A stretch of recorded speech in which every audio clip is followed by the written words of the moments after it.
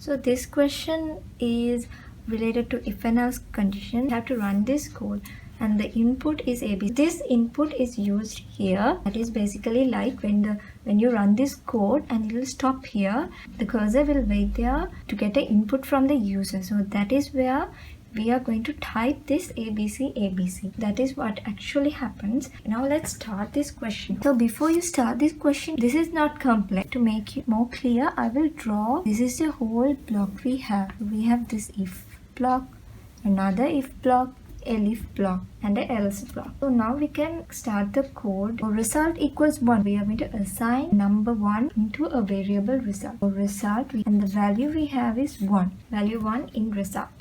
Now the next statement, s equals input. So this is where we are getting the input ABC. So this ABC will get assigned to s. As you can see here, this s is not getting changed anywhere. Still, you can just write it down, right?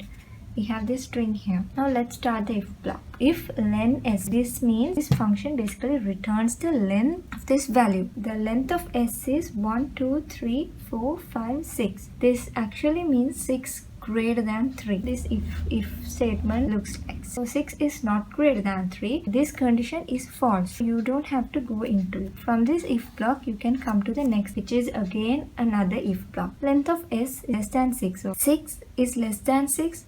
No, again it is false. You can again skip this block and come to the next block. When you say elif, that means in that group the previous if condition should be false. Elif means else if, so that else belongs to this if. This if block is false, so you can simply go into it and you can check the condition. 6 greater than 6, that is again false. You can skip this block again and come to the next statement. So previous if condition is false. You can come to this else block, and here you don't have any other if condition. This is just a else, not elif.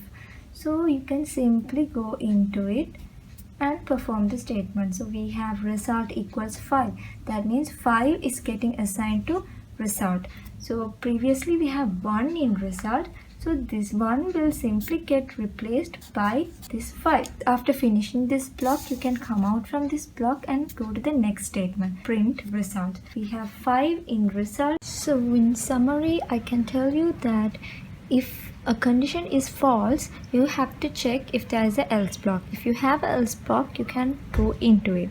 So when you have elif, you have to check that condition. In order to go into the else block, all the previous if statement in that particular group should be false. Then only you can go. That means if everything is false, then do this. That is what it means. Output if input is 30. If you feel like this looks complex, you can sketch down the structure of this if and else ladder. I'll just simply show you. If it starts from here, this if block ends here, right? Else block here. So if and else block. So inside this if block, another if block.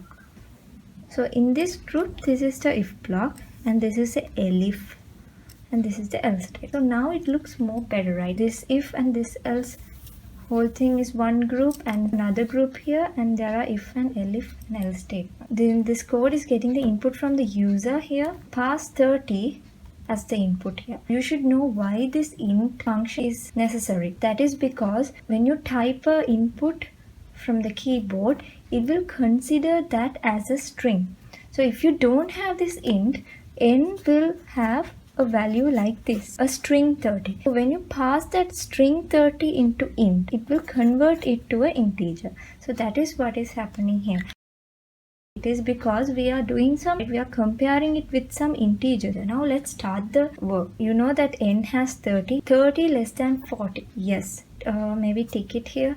So this block is true. We can go inside this and we can assign 1 into result. New variable called result. Value is 1. We have assigned 1 into this result. So we started from here, we came here, we have reached here. Now the next line, if n is less than 10. 30 less than 10? No, this is false. So you can't go into this block, you can skip it and come to the next block. Elif. So elif means else if. In order to go into this, the previous if condition must be false. So here if you see this, it is a false. Yes. So elif, n is less than 20. So 30 less than 20? No, again it is a false. So you can come to the next line. else. So again we have an else statement. That means the previous if condition should be false. Yes, it is a false, so you can go in. But here we don't have a if condition, just a else. That means you can simply go into the block and execute the statement. So result equals 4. So we have 1 initially. 1 is getting replaced by 4. So now we have 4 in the result. And this if block is completed. Now you can go here, else block. Now we have come to the outer group, right? Here we have an else statement. That means the previous if condition should be false. So this is the previous if condition in this group. So in this if condition is true. That's why we have performed all these statements. So you don't have to go into this else statement. You can skip that and come here. Print result. So what do we have in result? 4. So the answer is 4. This is another question I found.